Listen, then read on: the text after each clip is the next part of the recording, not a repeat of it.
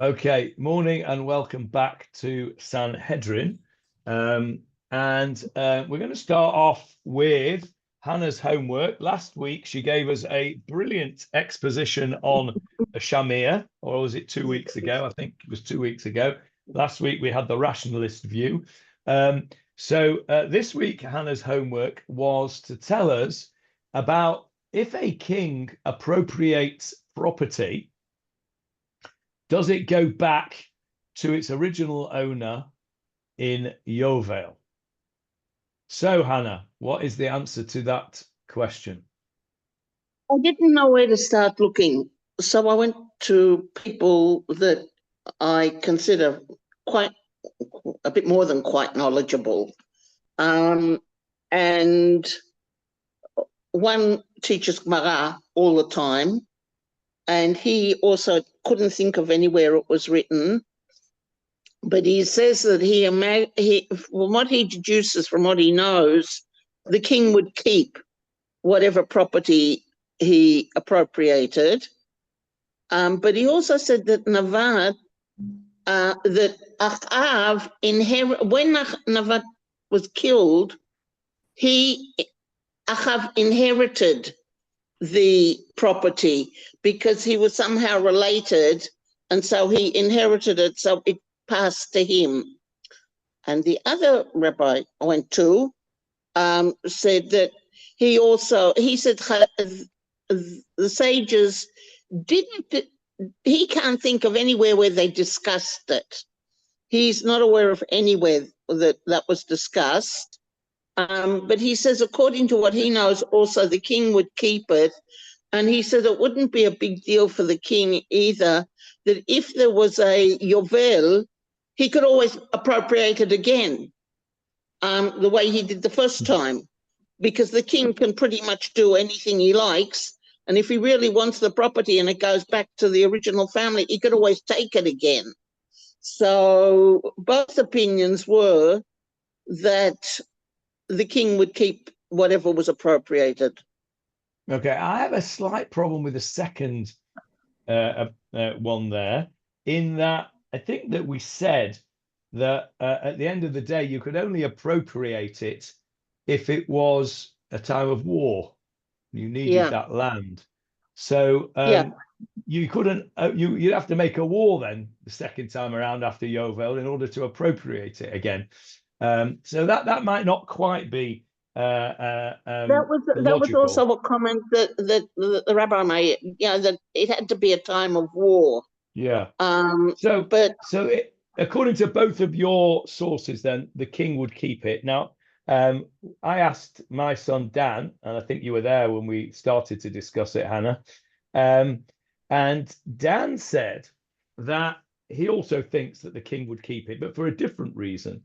He thinks that it's not a transactional occurrence.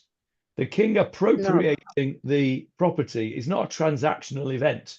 And Yovel, the things going back to their original owners, applies to transactional events. So in other words, you sell the property to somebody else. That's a transaction that you give them money and you receive the land. The king appropriating the land is B'shat Adachak. It's a time of war. It's a time of need. It's not a transactional event, and it doesn't even come into the category of Yovel. The Jubilee doesn't even have any kind of sort of influence on that. That was Dan's view. I'll go with Dan, but for a different reason. The Gemarah goes into detail that when you buy land, you don't actually buy the land. You buy the crops on the land. So that's why it's related to the Yovel, because the value that you can sell the land for is relative to how many crops you've got. The purchaser can still get from the land. So at the beginning of in the first year of a Yovel, the land is worth a lot more than it is in the last year of the So your bill. effectively, what you're saying is that it's a lease. You're buying a lease. You're not Yeah, buying the free. You're not buying what we would call in England the freehold. I don't know what you'd call it in Australia, but yeah, in England we have a freehold and a leasehold. So the freeholder owns the actual property. The lease. Am I right, Julia? The leaseholder. You buy a lease. Like for instance, in London, they have very short leases. They have leases of 99 years, um, and here and in certainly up north, whenever I bought a property, the leasehold was like 999 years. You still had to pay a freehold rent to the freeholder, and so you didn't actually own the land. Um, so effectively, what you're, I'm not sure whether this is actually the transaction that's going on when you sell a piece of land, but effectively, it's that because effectively at Yovel, you know that at Yovel it's going back to the original owner. So effectively, it's a lease that you're buying. You're leasing it for a short period of time, maximum 49 years or 49 years and 353 days. You do it the day after Yovel. And that is what you've got. By the way, that is a similar situation in Israel. Keren Kayemet Israel owns most of the land in Israel. There is somebody in our community that paid a big sum of money for a very nice house, and actually has only got a 10-year lease on it, and or something like that, something very short lease anyway, 15, whatever it was, and has then had to go and spend quite a significant sum in purchasing either a longer lease or the freehold. So you need to be careful of that. So you're right, Hannah, absolutely. Yeah. there's also relevant to this is that last week, not the Shabbat just gone, the Shabbat before, in the parasha, it said that if somebody gives land as a hekdesh to the Kohanim, he cedes it to the Kohanim. That also doesn't go back to in the Jubilee year. That stays with the Kohanim forever. So again, presumably the same reasoning could be applied that this is not a transactional event. This is a Yeah. gift to the Kohanim to Hektish. Okay, really interesting. Thank you for that. What's really interesting to me, let me just finish this sentence and I'll come to Julia.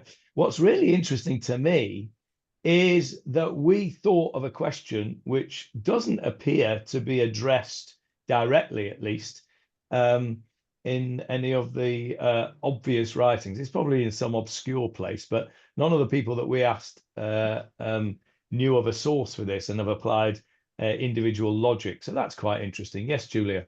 Well, it's just relating to treasures acquired by the king, which we discussed last week as well.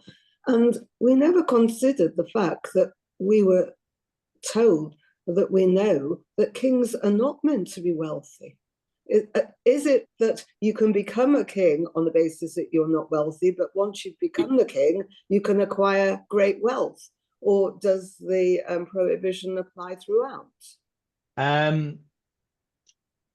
Good question. And I think we might actually eventually get to it in this Gemara later on. We're going to talk about wives first in the next Mishnah. But we may well talk about that sort of tangentially. I think we're talking here about individual wealth, and I think we need to make a distinction between individual wealth and wealth which is kept by the king on behalf of the state, so the state coffers. So I think that might well be a distinction we need to sort of go into in due course.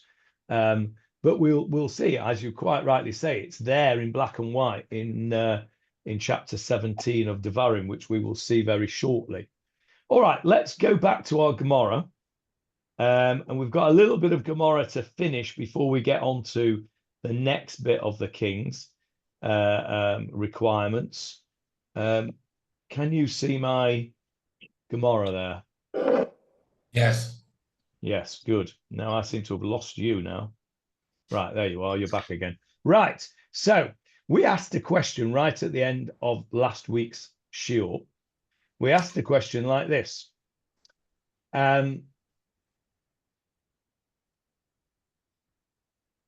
We said, Porex lasoloya, Tanu Rabbanim, Otzrot Melachim Lamelech, Usha'ar Biza Shebozazin, Mechza Lamelech, Umechza La'am. The storehouses, the treasure houses of the king that is conquered goes to the conquering king. And I think that means into the storehouses of the conquering king. And I think, Julia, on what we've just said, I would say that goes into the national storages, and that's considered national treasure. It's kept by the king. I don't think it goes into the king's pocket. That's how I understand it. Maybe wrong, but that's how I understand that.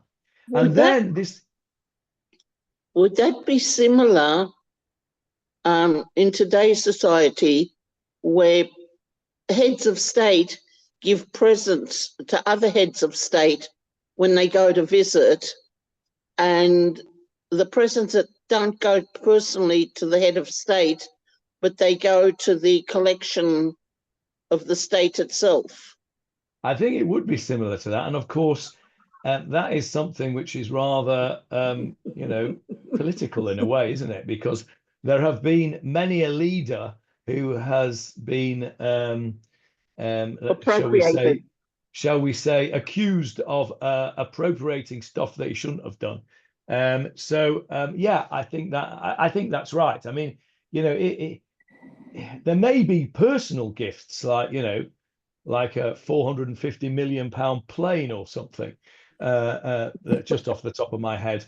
I don't know. It seems to me logical that gifts that are given to heads of state by heads of state should be owned by the state.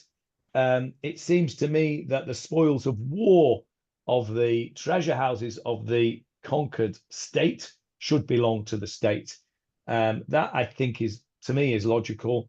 Maybe we'll look into that a little bit more later on, but I think that's what it's saying.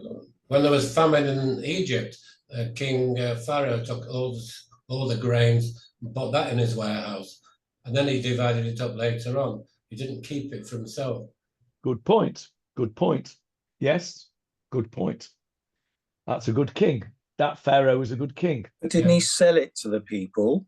Well, he did, but I mean, he did sell it, and they had to sell themselves in the end, didn't they? But at the end of the day, it wasn't a benefit society. That's what you're telling us, Michael. The concept of a benefit society is a fairly new concept. Go back prior in the UK anyway. Go back to prior to 1948. There wasn't much of a welfare state before 1948. If you were poor, you were poor. There was very little in terms of a safety net, sort of a state safety net. You got shipped to Australia. Yeah, well, if you were a criminal, you got shipped to Australia. By the way, just as since you mentioned that, do you know this is one of the more useless pieces of information that my son comes up with. Do you know where the oldest shul in Australia is? It would be in Sydney. It's not. It's in Hobart. Where? No. It's in Hobart. Oh. And Dan tells me that if you go to this building in Hobart that used to be the shul, you can see on the wall they have rings where they used to shackle the prisoners to when they went to shul, because this was the shul where they took all the criminals to when they were shipped off to Australia. The Jewish criminals were allowed. Obviously, they wanted to go to shul, but they were obviously a flight risk.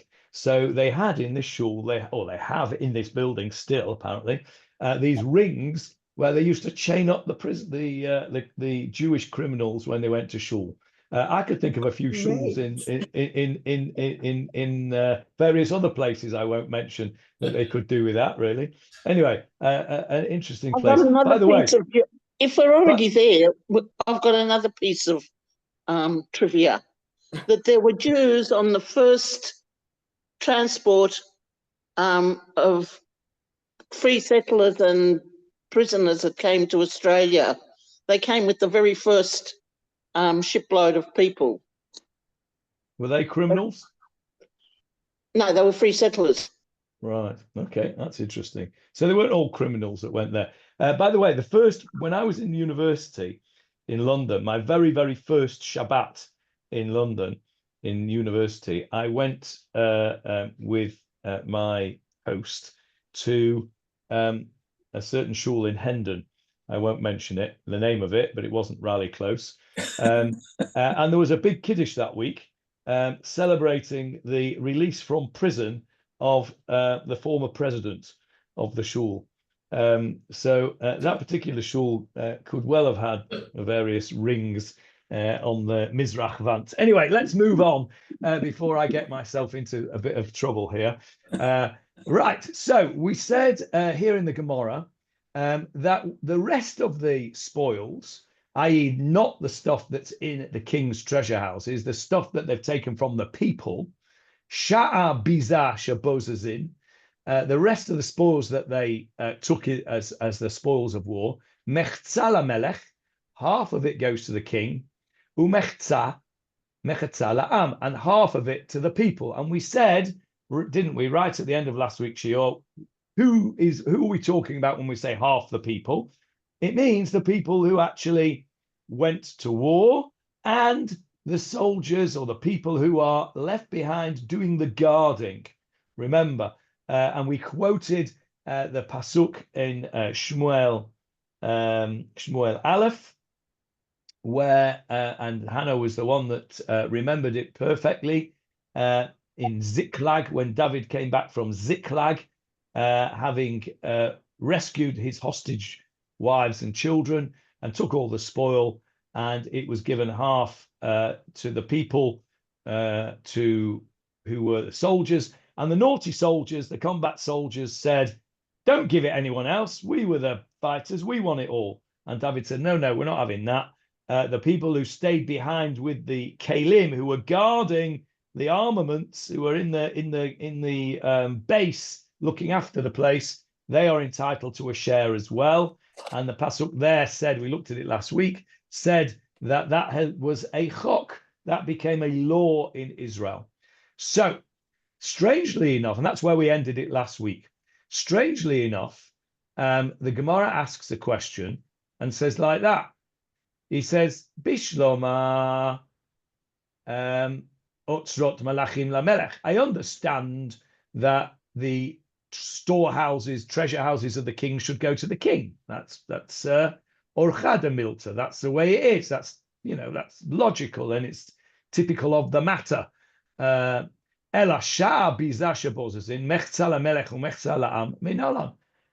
where do I know that half of the rest of the stuff goes to the king and half goes to the people?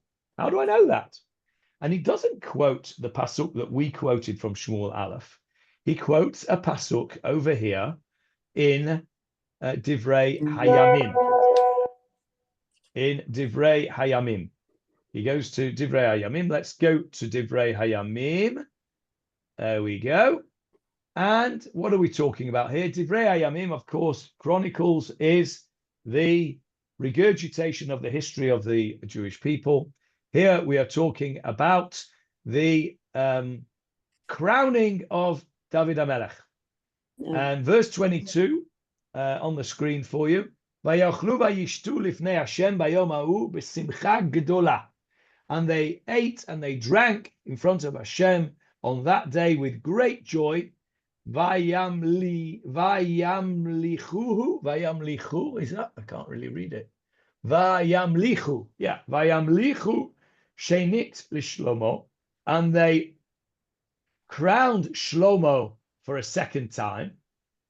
Vayimshechu Hashem, and they anointed him to Hashem lenagid, as a ruler, uletzadok lakohen, and for tzadok to be the kohen.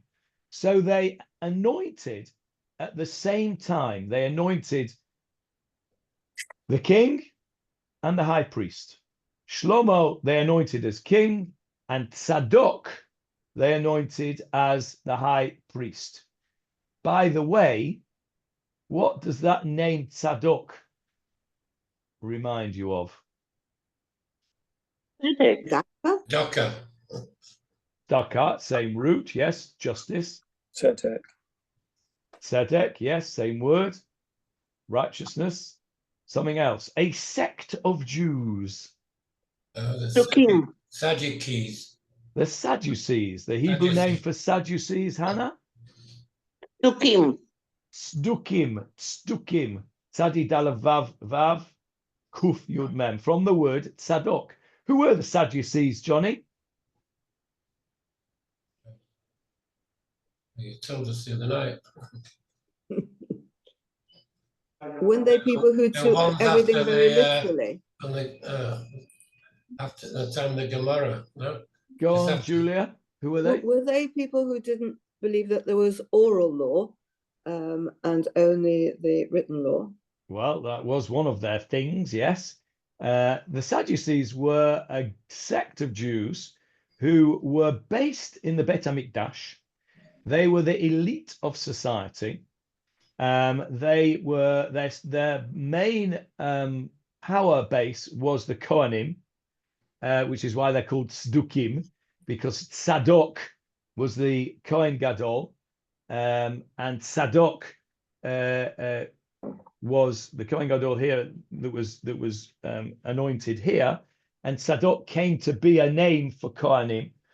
They were the group whose power base was in the Bet HaMikdash. They didn't believe in the oral law, and they were in direct conflict with what were the other ones called that we are the descendants of? Pharisees.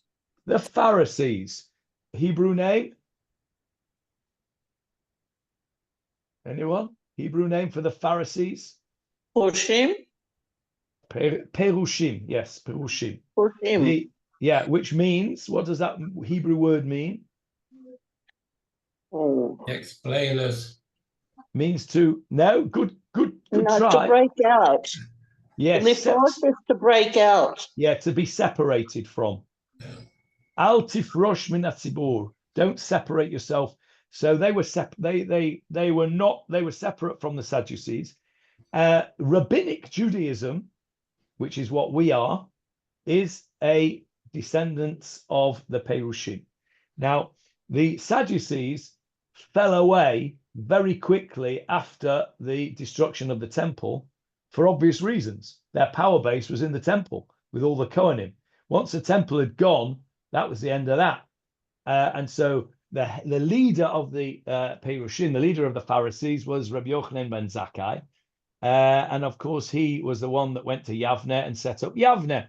So everything that we have today, which we would call Judaism, right, with the exception of the Karaites and the Shomronim, a very, very small sect, are descendants from the Pharisees. Rabbinic Judaism is a descendant of the Pharisees. So we are all Pharisees, okay? That's where the Tzadukim comes from, Tzadok HaKohen. Now, how does this pasuk help us? You're all asking me the question, aren't you? What has this got to do with the price of cheese? How does this pasuk explain the fact that half of the spoils went to the king and half went to the people? It doesn't, does it? No. So we better go back to the Gemarah, hadn't we? And see how the Gemarah helps us. Let's go back to the Gemarah. Right, there it is. So it quotes our pasuk. Vayimshechu Lashem lenagidu letzadok. Makish nagid letzadok.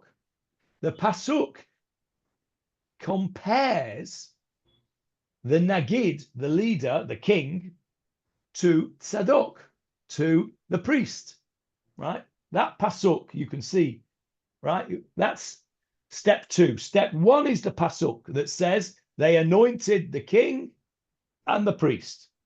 Step 2 says, there's a comparison here the king, and the priest. Are we with us so far? Yeah? Step 2 is simple. Now it's going to tell us something about the priest, which we can then apply to the king. And it goes like this. Ma tzadok mechza lo umechza le'echav.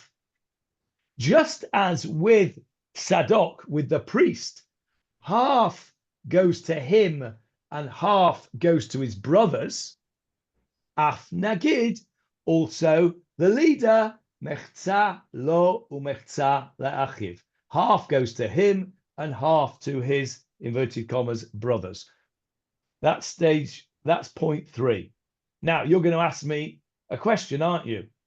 Well, I was going to ask, how do we know that the priest takes half and gives half to his brothers? Well, that is a very, very good question. How do we know? How do we know? Well, we do know because there is a pasuk over here in Vayikra, Sefer Vayikra, Parshat Emor. We said it just a couple of weeks back. This is talking about something called the Lechem Hapanim, which means Bread of the face. That's the bread that's brought in the temple on every Yes. Shabbat. correct. Lechem Hapanim. It's called the show breads, or in the older translations, the shoe breads, SHEW breads. Every Shabbat. Well, let's have a look. Verse 5 on the pasuk here. V'lakachta, and you shall take solet, fine flour, va'afita ota 12 chalot, and you shall make it into 12 loaves of challah. Shnei esronim yiyeh hachallah hechat. Each loaf shall be made of 2/10 of an ephah. V'samta otam 2 marachot sheish hamarechet ala shulchan tahor lifnei Hashem. And you shall place them in stacks of 6, 6 on one side, 6 on the other. Let's see if we can get a picture. See if we can get a picture of the shoe breads in the temple. There we go. There's a nice picture of it over there on the shulchan. There we go. How about that one? Where's it gone? There. See all those pictures there? These are all different pictures. That's a good one there. See, 6 stacks, 2 stacks of 6. Yeah, see that? They clearly weren't plattered. No, they weren't, were they? So there you are. There's a coin. That's an interesting coin. Who's that fellow? Sadok. What can you tell me about this fellow? David, what can you tell me? Cohen Hediot. Why is he a Cohen Hediot? He hasn't got the gold and finery on him. Is that right, David? Is that a Cohen Hediot? Yeah, he hasn't got the tzitz. Hasn't got the tchelet. Is he not the Kohen Gadol on Yom Kippur? On Yom Kippur? In his white garments? What color were the garments of the Kohen Hediot? Were they all white? I don't think they were. Yes, they were. They were? I think they were. You think the garments of the Kohen Hediot were all white, do you? I think so. Yom Kippur. I don't think they were. Maybe I'm wrong. Let's check. Maybe it was the baker. What color were the garments of a regular Kohen in the temple? Let's have a look. Primarily white. They wore a tunic, pants, a hat, and a belt, all made of white linen. Additionally, they wore a turban that was white. One notable exception was the sash or the girdle, which was white linen with embroidered work in blue, purple, and scarlet for the high priest, but white linen for the regular priest. So it looks like you were right. that is probably the Kohen Hediot then. Okay, stand corrected. That is a Kohen Hediot. Except that's not what the caption says. But What does the doesn't have the caption last say? one. Where is the caption? Down a bit. There we go. Oh yeah, there it is. An illustration of the high priest standing next to the table of the shewbread. I hadn't seen that. I just assumed it was a Kohen Gadol because he's in all white, but it looks like from what the AI has told us that is also the case. We need to go back and look at that in some detail. We'll go back to Sefer Vayikra and look at it in some detail. But anyway, that isn't the point of our picture here. The point of the picture is the Lechem Apanim. And let's go back to the Pasuk. So you shall place them in 2 stacks, 6 in each stack upon the pure table before the Lord. And you put some spices on it, and it shall be a reminder for a fire offering for Hashem. Now, Bayom HaShabbat Yarchenu Lifnei Hashem Tamid. Every Shabbat, you change them over, right? What happened to the old ones? They got eaten because they didn't go stale during the week. Very good. Vex Pasuk. V'haita la'aharonu levanav v'achluhu b'makom kadosh. And the old ones shall belong to Aaron and his sons, and they shall be eaten in a holy place. So this pasuk tells us that they shall be eaten by Aaron and his sons. So the Gemarah says, just as this was split equally between Aaron and his sons, meaning that the high priest got half, and the rest of the Kohanim got half. Julia doesn't like it, but that's what... It doesn't say so. It doesn't say, though. No, but that's the explanation of the rabbis, that Aaron and Ulavanav means one is compared to the other, Aaron Ubanav. Otherwise, it would have just said, V'haita Kohanim. If everybody got an equal share, why does it mention Aaron? Why don't it just say, V'haita Kohanim? V'haita Aaron Ulavanav. So the pasuk says, so the rabbis say, they must be trying to teach us something. And what it teaches us is Aaron got half, and the rest of the Kohanim got the other half. Let's go back to the Gemarah. Let's go back to the Gemarah. Ma tzadok mechzelo mechzelechav. Just as with Tzadok, the Kohen Gadol, he got half of the showbreads, and his brothers, i.e. the rest of the Kohanim, got the other half. Af nagid. Similarly, the king, because of step number 1, the pasuk, and step number 2, the comparison, half of the spoils go to the king, and half of the spoils go to his brothers. Gemarah asks your question, Tzadok Gufei, how do we know that? Minalan, where do I know that from?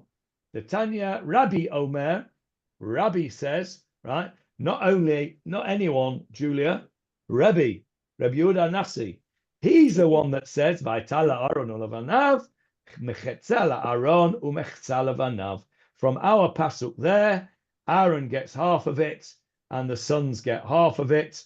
And QED, a beautiful little piece of Gemarah logic. We take a pasuk that compares Tzadok to Shlomo, and we say the high priest is compared to the king. We then find a pasuk where a high priest, Aaron, and his sons are compared with the showbreads. Rebbe Yehuda Nasi says that means they get half each. We can apply that to the comparison. Nice QED. And of course, because it's Rebbe Yehuda Nasi, nobody's going to argue with him. And we can stop there. And that is the end of that subject. Michael's not happy at all. He's got the furrowed brow. Tell us, Michael, why you're not happy.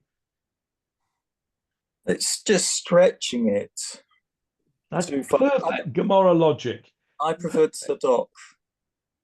You're a Sadducee, are you? Well, no, I prefer. Sorry, no, what's the David Ziklag? Sorry, David, the Ziklag. You prefer Ziklag. Okay, well, you can have Ziklag. You and Hannah can be in the same team on the Ziklag team. It's interesting that they didn't bring Ziklag, really. But what's interesting about this is actually there you have in sort of, just a couple of lines, you have a perfect example of how the Gemarah works. If you wanted just to show somebody who didn't know anything about Gemarah what it's all about, this would be a good example.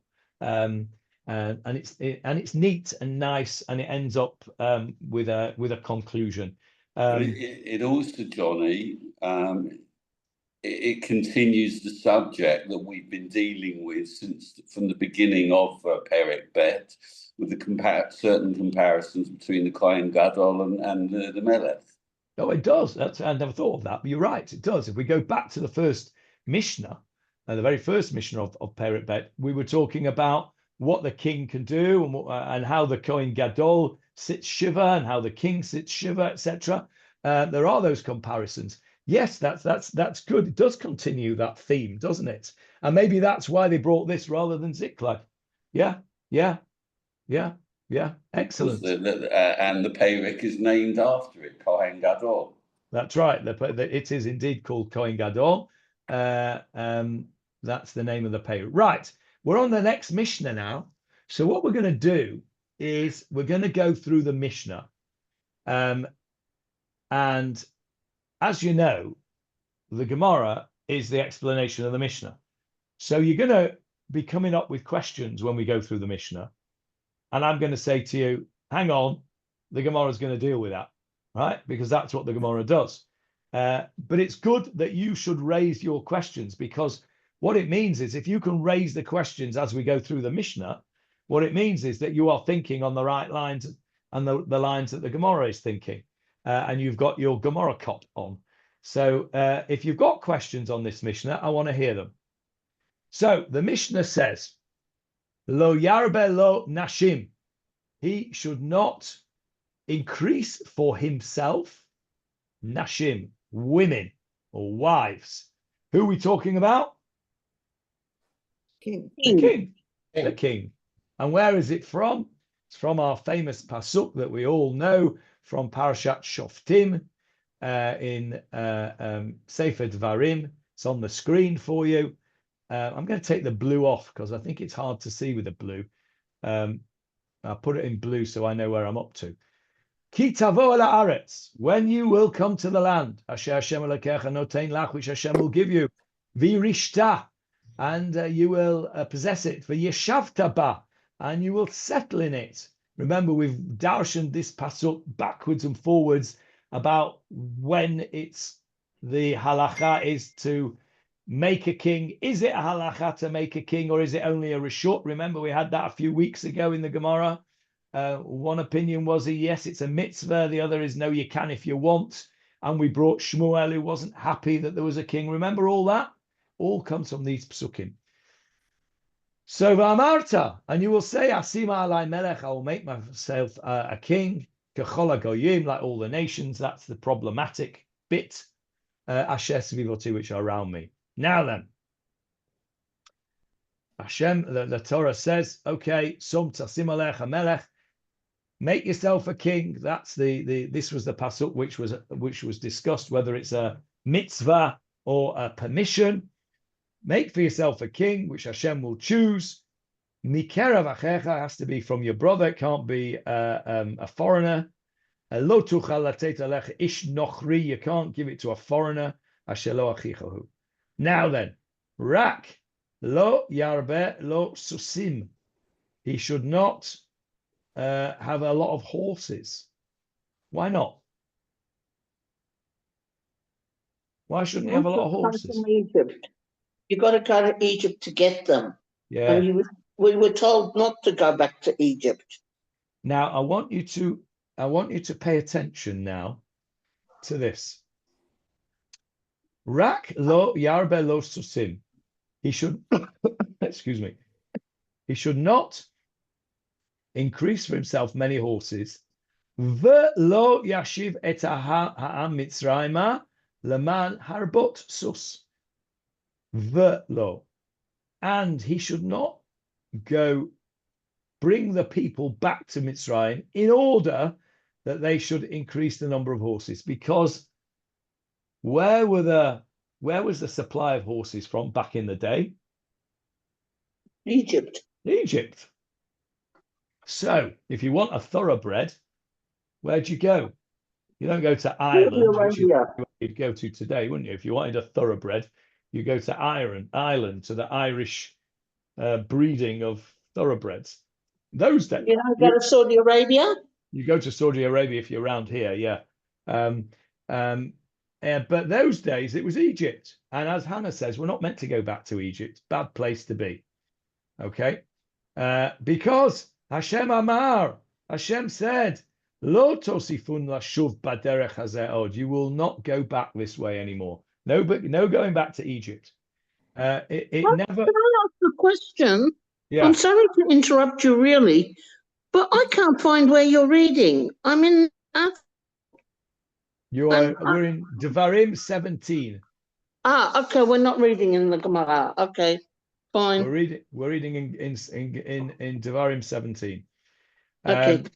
So what I wanted you to pay attention to is this. The Torah says, "He shall not acquire horses, a lot of horses," and then it gives you a reason why not. Okay, doesn't just say stam. Gives you a reason why not. Park that to one side. Now let's come to our pasuk, which the Gemara quotes. Lo yarbe lo nashim. He shall not increase for himself the number of wives. Just to prove to you that that's what the Gemara says, or the Mishnah says. There it is. Can you see it there? Yeah? Lo yarbe lo nashim. That's the pasuk that we're quoting in the Mishnah. Horses Horses come before wives. Yeah. Horses come before wives. Okay. I'm not sure the significance of that. Not going there. So, velo yarbe lo nashim. You shall not increase for yourself the number of wives. Velo yasur levavo. And you shall not have your heart turned away. Velo yasur levavo. Your heart should not turn away. Now, our Mishnah and Gemara is going to discuss whether the second part of that pasuk is a qualification of the first part of that pasuk. If we go back to horses, it says very clearly, don't have a lot of horses and don't go back to Egypt in order to get a lot of horses, because God says don't go back to Egypt. Implication, if you went to Saudi Arabia or Ireland to get your horses, would it be okay, Julia? Yes. I wasn't listening. I'm sorry. I was trying to find out where the difference was in the Hebrew between so that and the and. Lema'an is the answer to that question. Where are we? Lema'an. Right. So that means so that. Yeah, in order to. Yeah. And then it says, because Hashem said to you, don't go back that way again. So my question was, what do you think with your legal mind? Would it be okay for a king to go to Saudi Arabia or Ireland to get his horses and not go to Egypt? Oh, only if you are trying to work the system. In other words, I would think that you could look at it either way, couldn't you? Because either you've got a distinct prohibition only for Egypt, which was the place that we were told not to go back to, or you could say it's an example of places where you can't go to get your horses. Okay, so I am a loophole. That's what we're looking at. It could be deemed a loophole. I am firmly of the opinion. Doesn't the Torah, if there's several places, list all of them? If it only says one, if it doesn't say any, then you're not allowed to buy horses, have lots of horses. Because it says don't have lots of horses. But if it says not to go to Egypt, then it's only Egypt. In Torah language, it's only Egypt that's prohibited and not Saudi Arabia or Ireland. Okay, so I am firmly of the opinion that what Hannah has just said is correct. I think reading the Pasuk, it's very clear.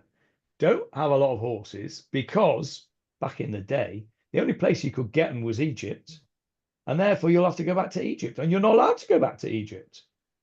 And the fact that it specifies the reason why you should not have horses is that you shouldn't go back to Egypt. I think that if we were to have a king today and he was to go to Saudi Arabia or Ireland to get his thoroughbred horses, I think that would be okay according to that pasuk. But you've got the beginning of the pasuk, which says very clearly, he may not acquire many horses for himself. I know it's qualified afterwards, but I know it's qualified, but nevertheless, you have to take that into account. Okay, I mean, yes, you're right. You can read it two ways. I firmly believe that were we to have such a situation, first of all, we don't have a king, but if we were, I would certainly put up a firm argument, at least, to say that it was only Egypt that was a problem. Now, what about... We're going to deal with this in the next Mishnah, Johnny, and the Gemarah following the next Mishnah. We are, but it's relevant to our Mishnah here because of the concept. Now, the concept here that I wanted to bring out was that in verse 16, the Torah tells us there's a prohibition, but gives us a reason for that prohibition.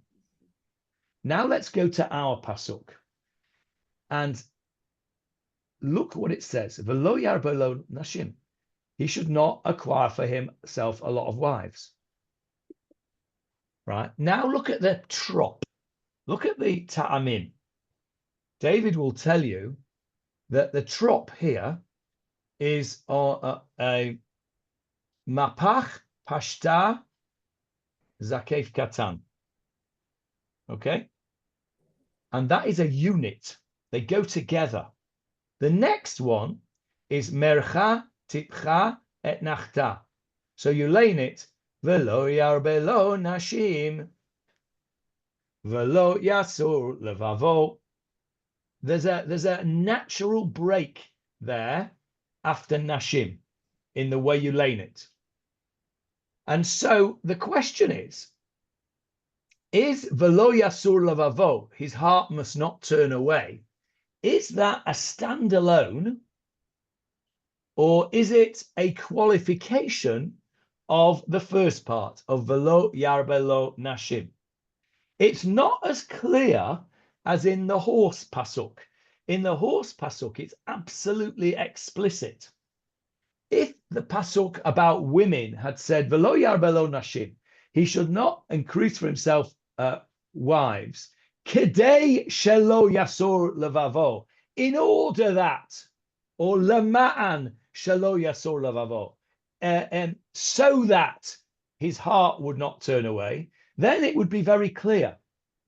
But I don't think it's entirely clear, and certainly not from the trop. It's not entirely clear that the second part of the pasuk qualifies the first part. Does everybody understand what it mean? What else can it mean? How does the trop go on, and he shall not acquire much silver and gold? V'chesev v'zahav, that's a unit, and silver and gold, lo yarbe lo ma'od, that's a unit.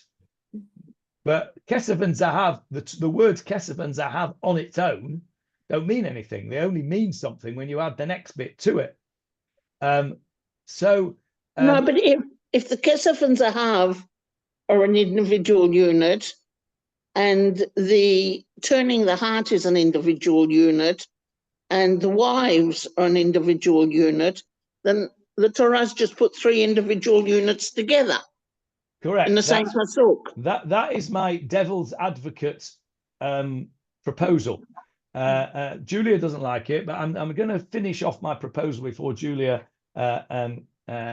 destroys it. and I'm being devil's advocate here just because the Gemarah is an interesting Gemarah, how it deals with it, and we'll see it probably next week now. So what I'm suggesting to you is a possibility. V'lo yarbe lo nashim, and he should not increase wives, and we're not told why. V'lo yasur levavo, and his heart should not turn away from Hashem. V'kesev v'zahav lo yarbe lo omod, and he should not have a lot of money. Those are three standalone things.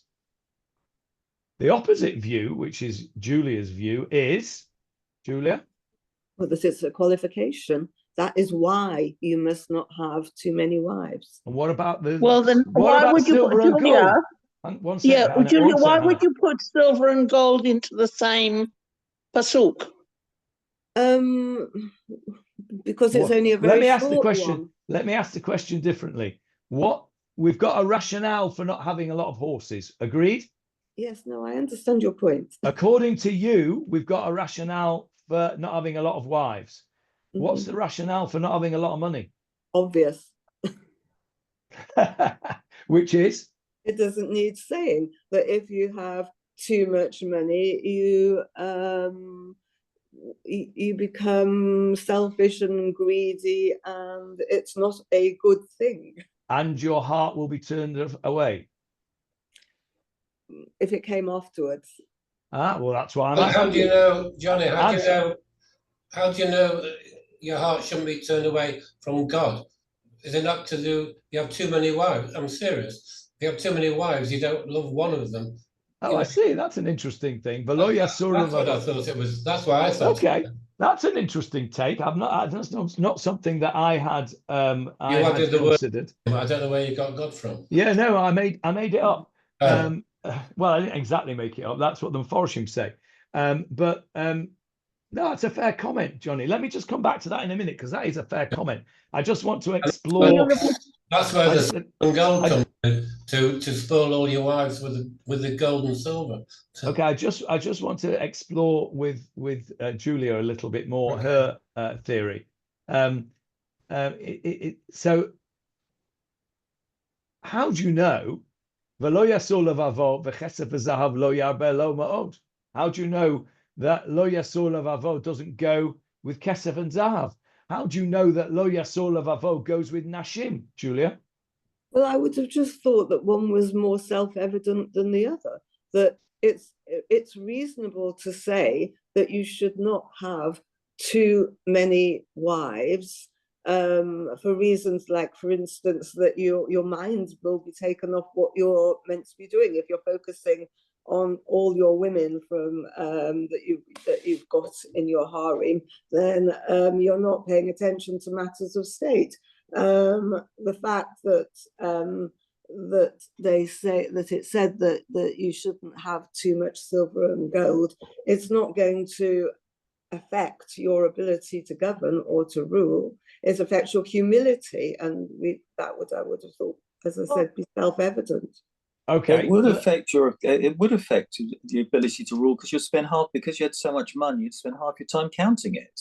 Okay, that's a fair comment as well. Fair comment. I'm gonna give you a bit of assistance here, Julia.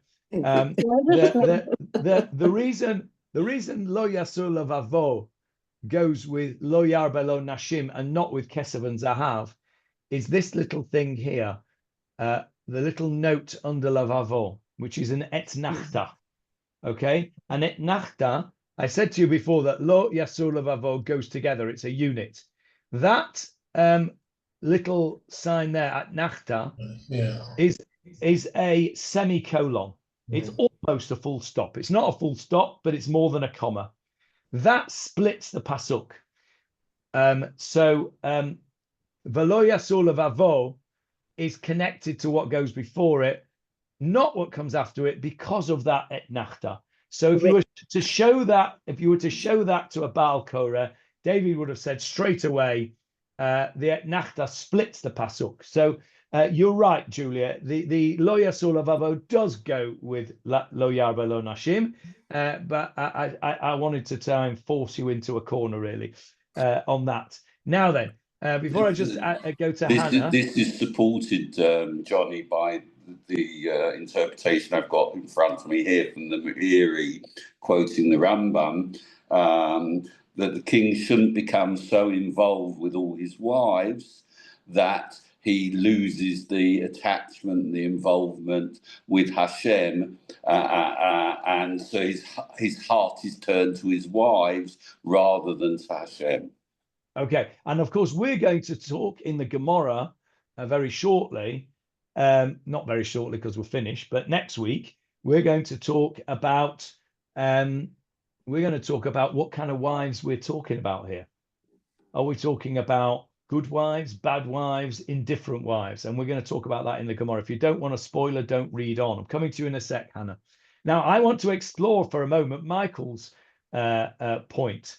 No, sorry, Johnny's point, not Michael's point, Johnny's point. V'lo yasur levavo. I haven't seen anywhere, but I haven't looked for it, to be honest, but I've not seen in my limited experience where that means that your heart should not turn away from your wives to another wife. But it's certainly following the Gezerah of Rabbeinu Gershom, for the Ashkenazim at least, where you're only allowed to have one wife, that would fit, wouldn't it? Yeah. Don't have more than one wife, because if you do, you'll have your head turned by the next wife, and then you'll be mean to the first wife, and blah, blah, blah. Okay, I don't think that is pshat, but it certainly fits, and it's drush. I'm going to write it down in Chidushei Poleg. Where's my piece of paper? Where's my Chidushei Poleg paper? Here it is. I'm going to write it down, but I'm only going to write it down sort of temporarily, because I need to find out if anybody else says that first, because if they do, it's not a chidush. But I'm writing it down. So Johnny Halpin says that Devarim 17:17, lo yasur levavo, means do not turn your heart away from the wives rather than from Hashem. Okay, I will let you know, Johnny, whether you get a mention in the final version of Chidushei Poleg in due course. Yes, Hannah, you have your hand up. I've got a little bit. I'm not happy with the split up, because it says ve and ve. For the and his heart must not turn away, and he shall not acquire. So according to what I've learned, the three are connected. They're connected by the fact that he shouldn't do these things, and yeah, I don't. I think the connection. I think the connection is this: V'lo yarbelo nashim, and do not acquire for yourself a lot of wives. V'lo yasur levavo, because that will turn your heart away from Hashem. The kesef v'zahav lo yarbelo mod, and don't acquire a lot of silver and gold, because that will also turn your heart away from Hashem. So I think the thing that's in the middle connects both sides. That's how I read it. We're going to stop there because I have a meeting in 10 minutes which I need to prepare for. Okay. But I was just going to say, I think that they just, the three of them stand alone. I think you can say they stand alone. Verse 16, we get an explanation why. And verse 17, the three things we get without an explanation. Correct. And that's where we started on this puzzle. That was my original theory, if you remember, that they were standalone. And I think that if you look at the words carefully with the verse, etc., I think you can certainly say it's a standalone. However, the rabbis all connect the lo yasur levavo to the wives, and we'll see when we go into the Gemarah next week. We'll see that there is a machloket as to what type of wives we're talking about here, and it will become a little clearer. Fascinating piece of Gemarah coming up, and so I'm going to have to stop there. I also think that Chachamim are looking at it in terms of hindsight of what May well actually be. happened. Well, yes, that may well be. Hindsight is 20/20 vision. I'm going to have to stop there because I need to go. Johnny, excuse me, what parsha is that in just now? Shoftim. Shoftim. Okay, thank you. Chapter 17, verse 17. Yeah, thank you. Okay, Thank see you you all very next much, week. Johnny.